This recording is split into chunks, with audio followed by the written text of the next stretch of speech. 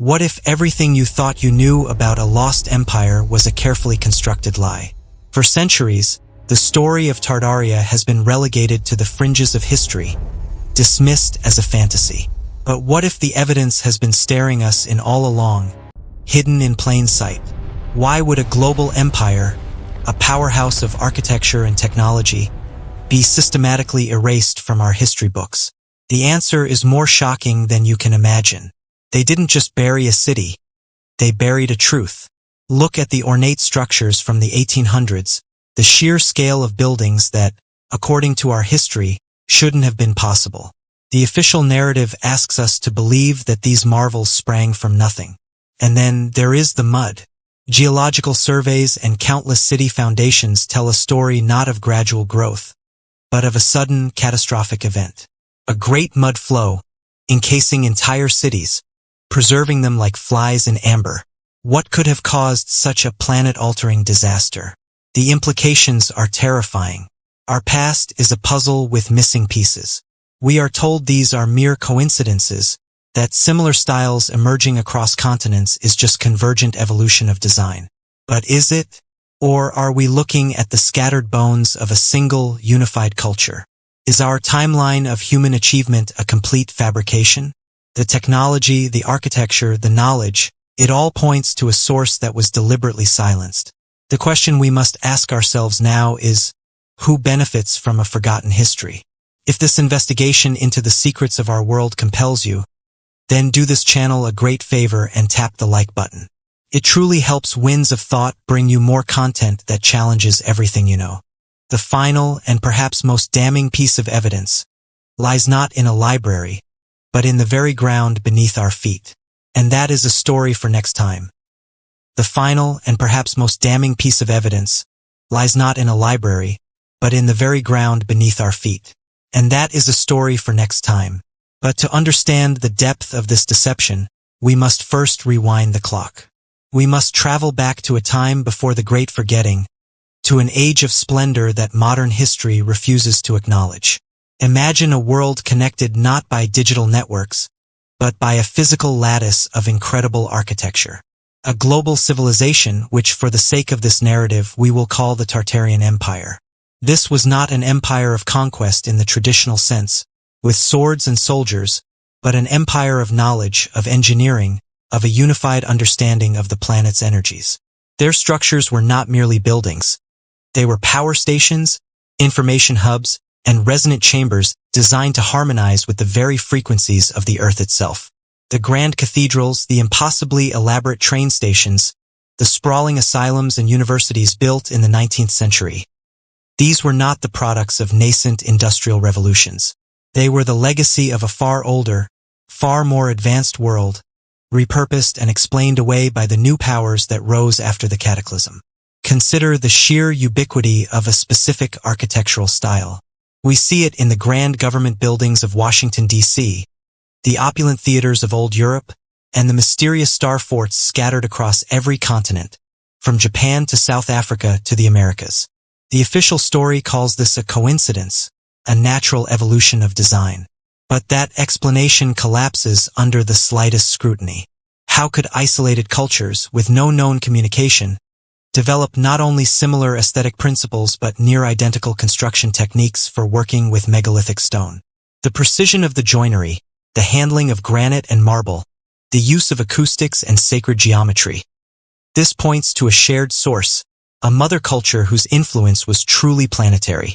Let's take a specific and deeply puzzling example, the Star Fort. These massive, geometrically complex fortifications are found all over the world. Their official purpose, we are told, was military defense against cannon fire. But their design is profoundly inefficient for that stated goal. The intricate bastions and points create countless blind spots for defenders. Their construction would have required an almost unimaginable amount of labor and resources, far beyond what was supposedly available in the 16th or 17th centuries. And why build them in such geographically remote locations, or in places with no strategic military value whatsoever? The answer is that they were not forts. They were something else entirely. Many researchers now believe they were part of a global energy grid, giant harmonic resonators built at key nodal points on the Earth's surface. They were components in a planetary system, a technology we have forgotten how to see, let alone operate. This leads us to the central, cataclysmic event that severed our connection to this ancient world, the Great Mud Flood. This is not a metaphor. Physical evidence for a massive, slurry-based cataclysm is buried in the foundations of nearly every major Old World city. Across the globe, we find buildings whose first floors, their original ground levels, are now subterranean. In cities like St. Petersburg, Moscow, London, and even New York, excavations consistently reveal windows and doorways leading into compacted earth, foundations buried under layers of silt and clay that do not match local soil patterns. This is not the slow accumulation of time. This is the signature of a rapid, devastating deposition. What could have caused such an event? The theories are as numerous as they are terrifying. Some point to a planetary-scale electrical discharge, a cosmic event that liquefied the planet's surface in certain regions.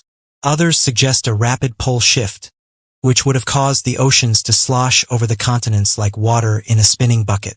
There is compelling evidence for a massive plasma event, perhaps a near-pass with a comet or another celestial body, that pulled the very soil from the ground and rained it back down as a thick, suffocating mud.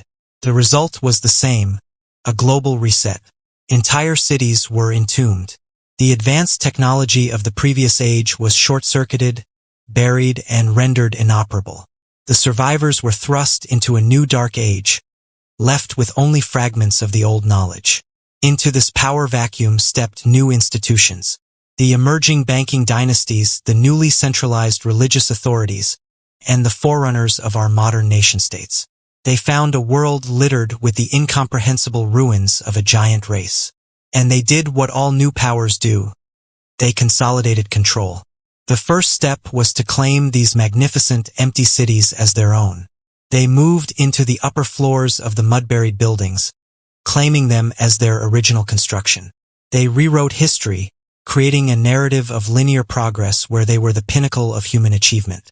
The true architects were erased, their name, Tartaria, reduced to a cartographic curiosity on old maps, a forgotten kingdom in Siberia. The second step was far more insidious, the systematic alteration of our very perception of time. The timeline we are taught in school, with its ancient civilizations, dark ages, and Renaissance, is a fabrication. There is a compelling school of thought, known as the phantom time hypothesis, which suggests that nearly 300 years of history were simply invented. The years 614 AD to 911 AD may never have happened. They were inserted into the calendar by papal decree to solidify the authority of the church and certain royal lineages. Why? To create a temporal buffer, to push the true age of the pre-cataclysm world so far into the past that it became myth, making the claim of recent construction on ancient ruins more plausible. Look at the artwork from the so-called Dark Ages. It is primitive, almost childlike. Then, seemingly overnight, we get the Renaissance, an explosion of artistic and scientific genius with no clear precedent. The official story tells us this was a rebirth of classical knowledge. But what if it was simply the tail end of the old world's knowledge? The last flickering embers of the Tartarian candle before they were snuffed out for good? The sheer quality of the sculpture, the painting, the architecture of the Renaissance is not that of a society rediscovering lost techniques. It is the work of a society that never lost them in the first place, but was soon about to. This rewriting project was vast and international. It required the cooperation of governments, academic institutions, and the media. A key tool in this effort was the World's Fair. These spectacular events, held in the late 19th and early 20th centuries, were not merely celebrations of industry and culture. They were cover operations. Their primary function was to introduce the new style of architecture, the neoclassical, the Beaux-Arts, and to present these stunning white cities as something built brand new for the fair. But what if they weren't? What if the World's Fairs were actually reclamation and restoration projects? The construction of these immense, temporary cities of plaster and wire was the perfect cover for excavating and refurbishing existing, buried Tartarian structures. After the fair, most of these temporary buildings were mysteriously destroyed by fire or simply demolished, clearing the evidence once the public had been acclimatized to the new, sanitized version of history. The same pattern applies to many of our most beloved landmarks. The story of their construction is often flimsy, filled with contradictions and technological impossibilities. Take the Capitol building in Washington, D.C. or the Hermitage Museum in St. Petersburg. The official narratives surrounding their construction are riddled with holes. How were such immense quantities of marble quarried and transported? How were the intricate ironwork and massive glass domes engineered? The documented tools and techniques of the era are utterly inadequate for the task. The photographs from the time often show these buildings isolated in barren landscapes, looking ancient and weathered, not fresh and new. The most logical conclusion is that these buildings were not built in the 19th century. They were inherited. They were ancient structures that the new authorities cleaned up, modified, and claimed as their own masterpieces.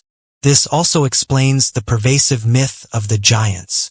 Nearly every culture on Earth has legends of a race of giants who once walked the land and built colossal structures. The Bible speaks of the Nephilim. The Greeks had the Titans. Native American tribes have oral histories of giant beings. These are not mere fairy tales. They are racial memories. The architecture of the Old World was built on a scale that would have been comfortable for beings significantly larger than modern humans. Doorways that are 20 feet tall, staircases with risers too high for a person to climb comfortably, chairs and furniture that would dwarf any man. The new inhabitants of these buildings, being of normal human size, would have been living in a world built for giants. The stories had to be created to explain this, and so the myth of the giants was born, simultaneously explaining the scale of the architecture and demonizing the original builders as monstrous, subhuman creatures who were rightly wiped out by a wrathful god or a heroic ancestor. The suppression of this true history is not a passive process. It is an active, ongoing campaign. It is enforced by the very institutions we are taught to trust. Academia acts as the gatekeeper. Any historian or archaeologist who dares to question the established timeline or the origins of these structures is immediately ostracized, labeled a pseudo-scholar, and denied funding and a platform. Their work is not engaged with on its merits. It is ridiculed and dismissed. This is not how true science operates. This is how a state-sanctioned dogma protects itself. The media plays its part by controlling the narrative. Stories that challenge the official history are relegated to the realm of conspiracy theory, a term deliberately designed to shut down critical thinking. When undeniable anomalies are discovered, like the thousands of antique batteries found in Mesopotamia, or the complex machinery suggested by the Antikythera mechanism, they are treated as isolated curiosities, aberrations that do not fit the model and are therefore shelved and forgotten. They are never presented as part of a larger, coherent pattern that points to a forgotten technological age. Even our language and symbols have been co-opted and obscured. The symbolism found in the architecture of the Old World, the repeating patterns of flowers, stars, and mythical beasts, is not merely decorative. It is a language of energy and information, a form of sacred geometry that encoded the principles of their technology. The new authorities took these symbols and stripped them of their meaning, repurposing them as logos for their banks, their governments, and their secret societies. The all-seeing eye on the pyramid, the obelisks, the pentagrams, these were not created by them. They were stolen from the rubble of the world they took over. They used the symbols to project an aura of ancient power, a power they themselves do not possess but desperately wish to command. So, what was the technology of this lost civilization? We can only piece it together from the fragments they left behind. It appears to have been a world powered not by fossil fuels, but by atmospheric and telluric energy. The ubiquitous copper domes and spires on old buildings were not just weather vanes or decorations. They were collectors for a free, wireless energy grid. Nikola Tesla, in the early 20th century, was not inventing something new. He was rediscovering a fragment of this ancient science. His work on the wireless transmission of electricity was a glimpse into the world that was. His patrons, recognizing the threat this posed to the new oil-based economy, shut him down and seized his research. This was a world that understood the resonant properties of stone and crystal. The great pyramids scattered across the globe were not tombs for egomaniacal pharaohs. They were multifunctional power plants.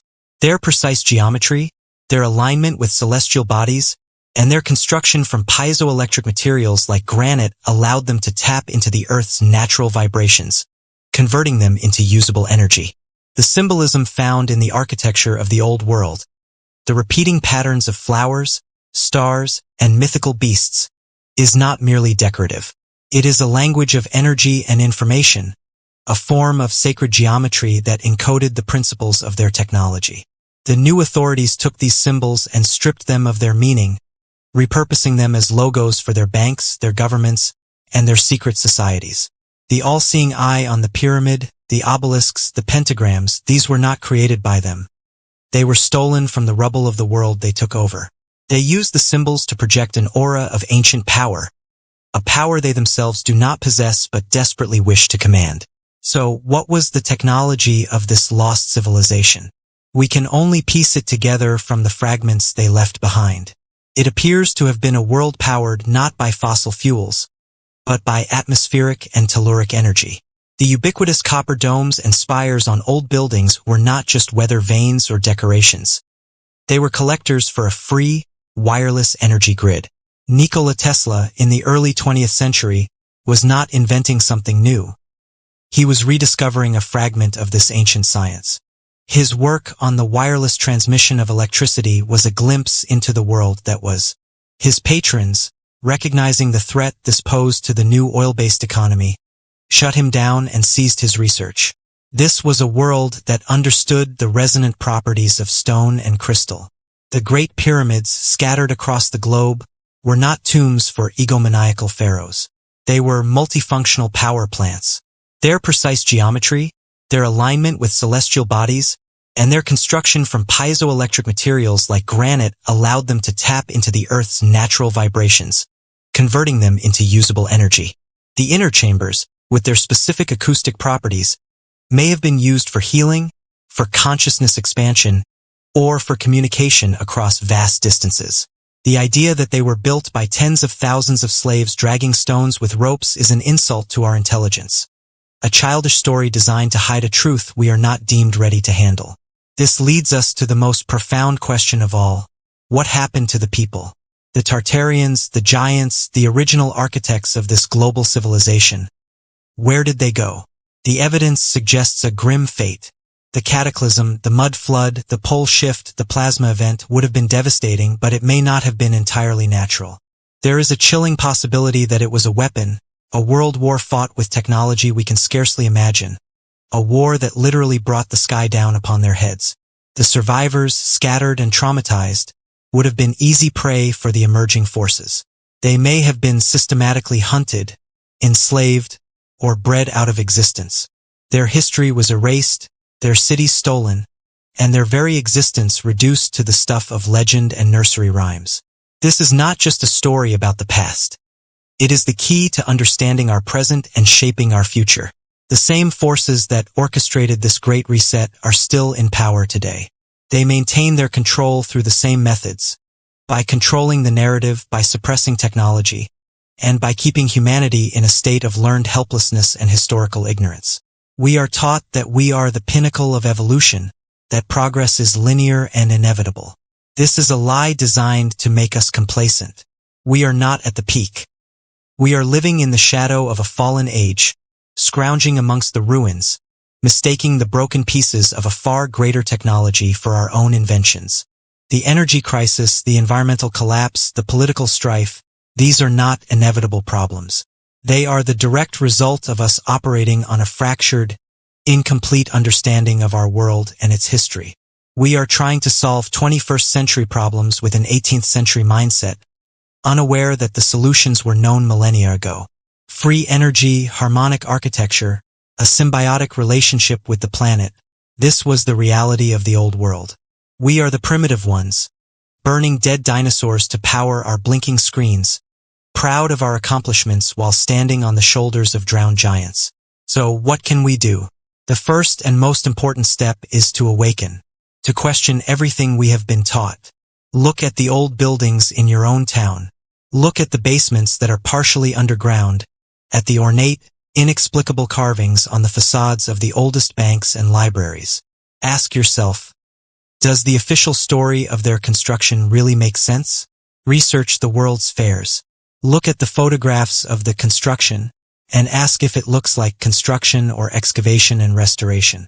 Follow the patterns. The evidence is not hidden in a secret vault. It is embedded in the very fabric of our cities, waiting for us to learn how to see it again. The second step is to share this knowledge. Break the spell of ridicule. When you encounter someone who is open-minded, share a piece of the puzzle. Show them a picture of a star fort and ask them what its real purpose was. Point out the buried first floors of the old post office. The reclamation of our history is not a task for a few lone researchers. It is a collective effort. It requires us to become archaeologists of our own landscape, detectives in a mystery that has been imposed upon us. The truth is down there, and it is waiting for us. But to find it, we must first understand the scale of what was lost. We must look at the world map not as it is presented today, but as a palimpsest, a document where the original writing has been scraped away to make room for a new, more convenient narrative. The faint traces of the old world are still visible beneath the surface, if you know how to look. Let's begin with the very ground we walk on. Modern geology tells a story of slow, gradual processes, the uniformitarian principle. But the evidence screams of catastrophe. Across the American Midwest, from the Dakotas to Texas, lies a layer of rock known as the Cretaceous Pierre Shale. Within this layer, we find the fossils of countless marine creatures, buried in a thick, uniform deposit that stretches for thousands of miles. The official explanation is an ancient inland sea. But the composition tells a different story. It is a chaotic mix, a slurry of material that was laid down quickly, violently, and on a continental scale. This is not the quiet sediment of a seafloor. This is the signature of a cataclysmic event, a deluge of biblical proportions that carried millions of tons of material across the landscape in a matter of days, perhaps even hours. This is the geological echo of the mud flood, an event far more ancient and devastating than we've been led to believe. One that reset the biological clock not once, but multiple times throughout Earth's deep history. Now, consider the megalithic structures that predate even the supposed rise of human civilization. Sites like Göbekli Tepe in Turkey, dated to around 9,600 BCE, fundamentally shatter the timeline of human progress. Here we have a complex of massive, T-shaped stone pillars, intricately carved with images of animals, arranged in precise circles. According to mainstream archaeology, this was built by hunter-gatherers. But the logistics are impossible. The largest pillars weigh over 20 tons. They were quarried, transported, and erected with a sophistication that would challenge modern engineers. This was not the work of primitive nomads. It was the work of a sophisticated society with advanced knowledge of stoneworking, astronomy, and geometry. And then, around 8000 BCE, this entire site was deliberately and carefully buried under tons of soil and rubble. Why? Who did this, and for what purpose? It is as if the builders wanted to preserve their creation for a future age, hiding it from some impending disaster or from the eyes of those who would misuse its knowledge. This pattern of deliberate burial is a global phenomenon. The Great Sphinx of Giza shows unmistakable signs of water erosion on its limestone core body, erosion that could only have been caused by thousands of years of heavy, torrential rainfall. This type of climate has not existed in Egypt since the end of the last ice age, over 12,000 years ago. This suggests the Sphinx is vastly older than the 4,500 years assigned to it by Egyptologists. Furthermore, the Sphinx was excavated from the sand not just once, but repeatedly throughout history. It was buried up to its neck for centuries, a silent guardian watching over a landscape that had forgotten its origin. The same is true for the Moai statues of Easter Island. Many of these colossal heads, we are told, were toppled by tribal wars. But the truth is far stranger. Excavations of the buried bodies of these statues reveal that they are not just heads. They are full-length torsos, covered in intricate petroglyphs, sunk deep into the ground. They were not toppled. They were submerged by the earth itself. This brings us to the most compelling and overlooked evidence: the global network of subterranean tunnels. Legends of vast underground cities exist on every continent. The Derinkuyu complex in Turkey is a famous example, an underground city capable of housing 20,000 people, with multiple levels, ventilation shafts, wells, and rolling stone doors. But this is just one of hundreds of such complexes found in the region. Similar subterranean worlds are found in Cappadocia, in Malta with its hypogeum, in the caves of China, and in the legends of the Hopi people in North America, who speak of their ancestors emerging from a vast underworld to escape a great cataclysm. These are not natural caves. They are engineered environments, carved with precision and purpose. They were not built as temporary shelters from invading armies. They were designed as long-term refuges from something far more terrifying, a catastrophic change in the surface environment. They are the fallout shelters of a previous age, a testament to a global civilization that knew a disaster was coming and prepared for it on a planetary scale. What were they hiding from? The evidence points to a cyclical catastrophe, one that may be written in our very stars.